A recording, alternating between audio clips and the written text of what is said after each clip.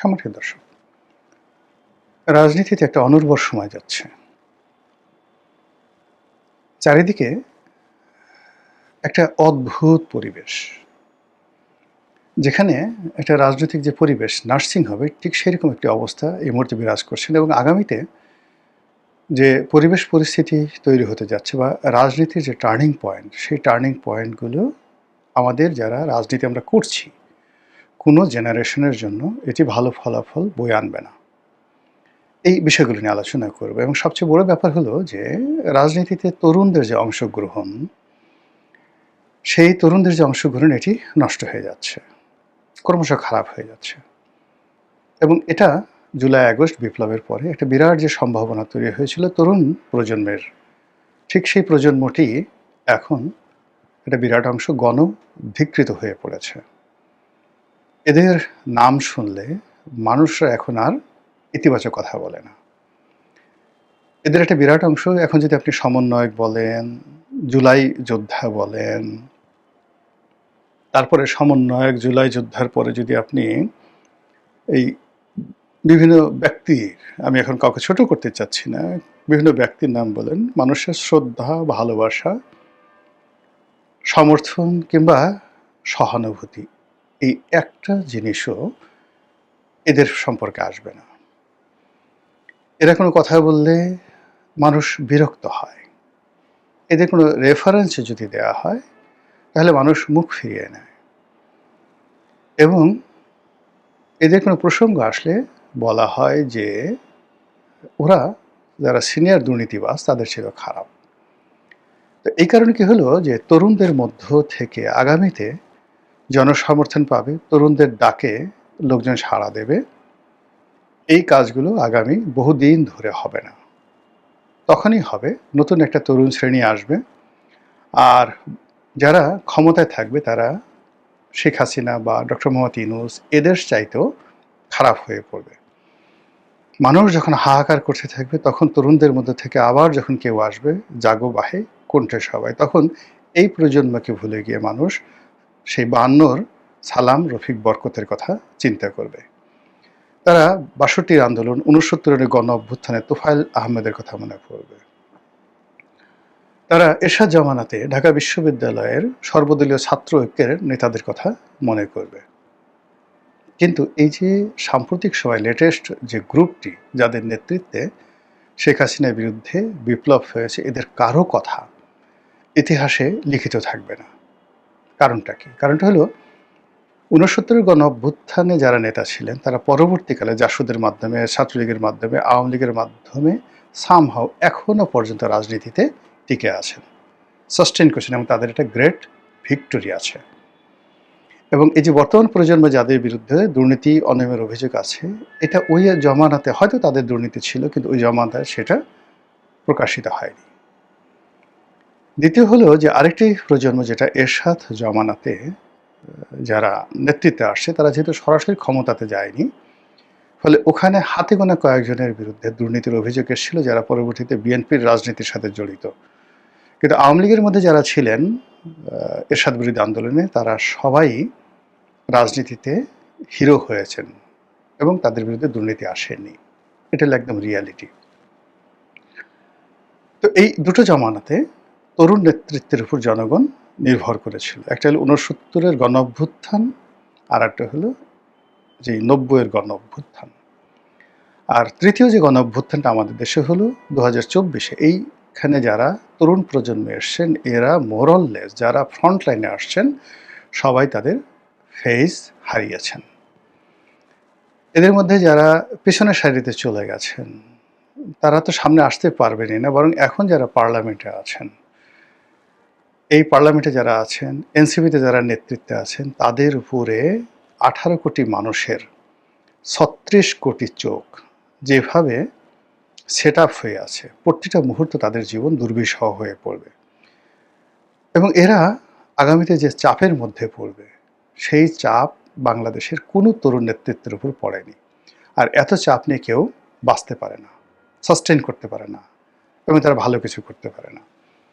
এই গেল একটা ঘটনা। দুটো ঘটনা হলো যে ছাত্রলীগের যে সকল নেতৃবৃন্দ ছিলেন তারা পুরোটা মাইনাস হয়ে গেছেন। এখানে আপনি ছাত্রলীগের পরপর ৩টি কমিটি, শেখ হাসিনার পতনের যে ১ম, তার আগের পরপর ৩টা জেনারেশন যারা ছাত্রলীগের নেতৃত্ব দিত, আওয়ামী লীগের নেতৃত্ব দিত ভবিষ্যতে, এই পুরো ৩টি নেতৃত্ব ভ্যানিশ হয়ে গেছে।